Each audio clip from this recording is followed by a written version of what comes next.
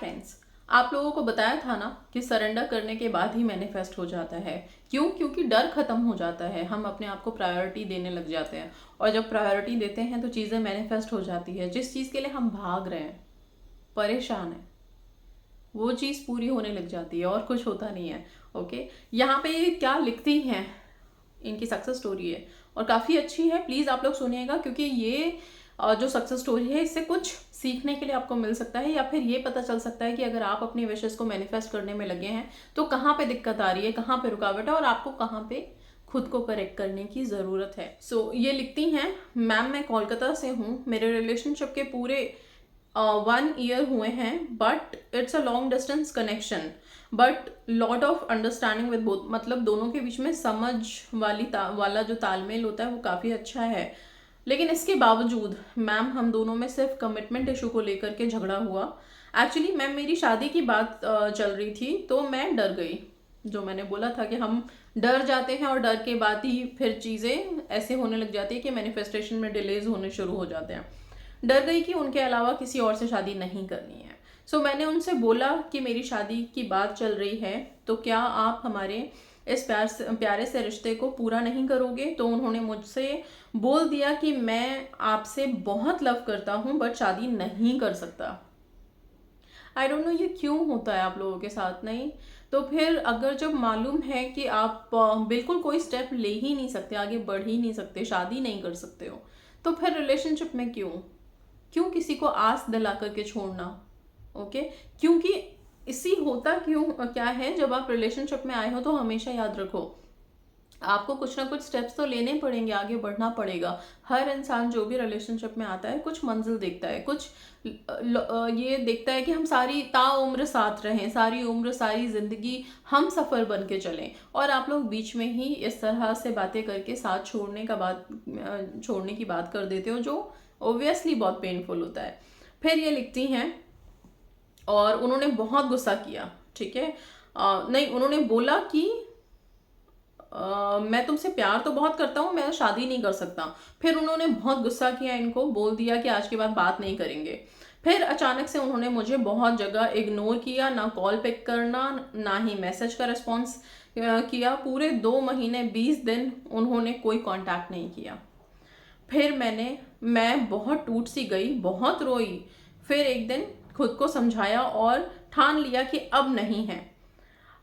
तो ना सही, मेरी भी सेल्फ रिस्पेक्ट है। मैंने उन्हें सिर्फ एक मैसेज किया कि जब आप नहीं चाहते इस रिश्ते को निभाना तो ठीक है, आप हैप्पी रहो, मैं अब कभी भी डिस्टर्ब नहीं करूँगी। उसके बाद से पूरे 2 महीने 20 दिन तक सेल्फ लव करा। ओके, इस नेगेटिविटी में भी खुद को हैप्पी रखा, अपने लॉर्ड श्री हरि विष्णु जी की पूजा की, उनसे सब कुछ बोल दिया, अपनी problem pink magic technique goddess Hecate ji से प्रे की, लव वाइब्रेशन भेजती रही। एंड कांट बिलीव मैम, वो 2 महीने 20 दिन के बाद खुद मुझे मैसेज किए, अच्छे से बातें भी की एंड अब मुझसे मिलना भी चाहते हैं। I am so happy for it. बस अब कमिटमेंट मिल जाए एंड काफ़ी सारा ग्रैटिट्यूड है उसके पास। Thank you thank you thank you. ये स्टोरी में ना एक चीज़ ध्यान रखना, अगर अपने पर्सन सबसे पहले जो इनिशियल स्टेज पे हम क्या करते हैं, अगर हमारे रिश्ते में इस तरह की कोई बात या उतार चढ़ाव होती है तो हम अपने पर्सन को मनाने में लग जाते हैं। फिजिकल स्टेट पे फ़ोन कर रहे हैं, कॉल्स पे कॉल्स किए जा रहे हैं, उनको पिक नहीं करना चाहते, वो आपसे बात भी नहीं करना चाहते, आपको इग्नोर कर रहे हैं, स्टिल आप उनको बॉदर कर रहे हो। ये बॉदरिंग ही हुई जब सामने वाला आपसे बात नहीं करना चाहता, स्टिल आप उनको बार बार कॉल करे जा रहे हो। दिस मीन्स कि आप अब उस एनर्जी को डिस्टर्ब कर रहे हो। और कोई भी एनर्जी सोल, चाहे आप उससे कितना भी प्यार क्यों ना करते हो, कैसा भी रिश्ता क्यों ना हो, अगर आप उस सोल को डिस्टर्ब करेंगे, परेशान करेंगे, उसे इरिटेट करेंगे, तो वो सोल कभी भी आपको पॉजिटिव रिप्लाई नहीं देगी। इस बात का ध्यान रखिएगा। इस तरह से रोने से या फिर आप बार बार कॉल करने से क्या सोचते हो कि कभी किसी को पॉजिटिव रिस्पॉन्स मिला होगा? मैं बिल्कुल गारंटी के साथ कह सकती हूँ कि ये जो रोना या 1000 बार कॉल करने से किसी को पॉजिटिव रिस्पॉन्स नहीं मिलता। पॉजिटिव रिस्पॉन्स बस तब मिलता है जब सामने वाले को आप ये दिखा दो कि बस ठीक है, अब ठीक है, मेरी भी वैल्यू है, मैं भी अपनी जगह बहुत इंपॉर्टेंट हूँ। ओके, क्योंकि जैसे ही आप अपनी इंपॉर्टेंस रेज करते हो ना, जैसे ही अपने आप को हाई करते हो, ओके, एक चीज देखा आपने, जिस जो खुश रहता है ना उसके पास खुशियां आती हैं, जो हमेशा रोता रहता है, दुखी रहता है ना, तो यूनिवर्स उसको सिर्फ दुखी दुख देते हैं, क्योंकि वो वही चीज वाइब्रेट कर रहा है।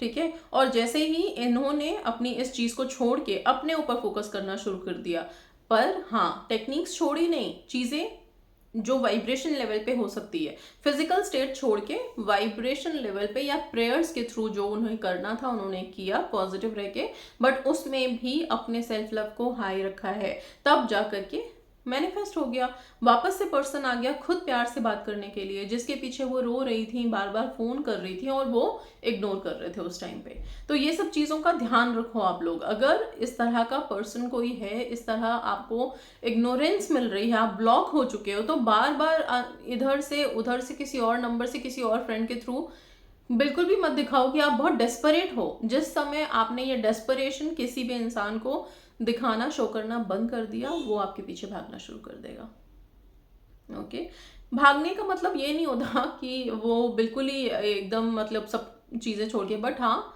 भागने का मतलब ये है कि वो अब आपकी क्वालिटीज़, आपकी वैल्यू के पीछे भाग रहा है, अब उसको आपकी वैल्यू समझ में आ रही है। ठीक है, और जब वैल्यू समझ में आ जाती है ना हमें, तो फिर 100 चीज़ें एक तरफ, हम उसी के पास जाते हैं जिसकी वैल्यू हमें सबसे ऊपर नज़र आ रही है। तो ये चीज़ें अपनी ज़िंदगी में रखो, बार बार डेस्परेट होकर के कॉल करना, रोना, गिड़गिड़ाना, इससे कुछ नहीं होगा, कुछ नहीं होगा, बल्कि और अपने आप को डीवैल्यू करते हो। किसी को भी कभी भी ये मत दिखाओ कि आपसे ज़्यादा कोई इम्पोर्टेंट है, कोई भी नहीं, इस दुनिया में कोई भी नहीं। सबसे पहले आप, सबसे पहले आपका खुद का अस्तित्व, सबसे पहले आपका खुद का फिजिकल अपीयरेंस, ये सबसे पहले है, उसके बाद कोई है। क्योंकि सिंपल जो मैं हमेशा कहती हूँ कि आप हो तो सब है, अगर आप ही नहीं हो तो फिर किसी विश, किसी पर्सन, किसी भी लग्जरी, किसी भी चीज़ की, किसी भी विश की क्या ज़रूरत है, कुछ मायने ही नहीं है, कुछ मतलब ही नहीं बनता। ओके, सिंपल सी बात सोचो ना, आज आप अपने घर में हो, कल अगर मान लो भगवान ना करे कुछ हो गया, हम नहीं रहते, तो फिर हमारी जगह कौन लेगा? सब सब खत्म हो जाता है, हमारी जगह कोई ना कोई और आ जाएगा, कोई ना कोई और हमारी जगह लोग भूल जाएंगे। और ये दुनिया का नियम है, प्रकृति का नियम है कि कुछ दिन के बाद सब मूव ऑन करते हैं, सब अपनी लाइफ जीते हैं, और जीना भी चाहिए, राइट? आगे तो बढ़ना ही है, आगे तो चलना ही है, जिंदगी रुक नहीं जाती ना, एक के अगर एक कोई चला गया तो उसके साथ सारे नहीं चले जाते, बाकी रहते हैं। तो इसलिए इस बात को समझो आप लोग बहुत अच्छे से कि आप हो तो सब है।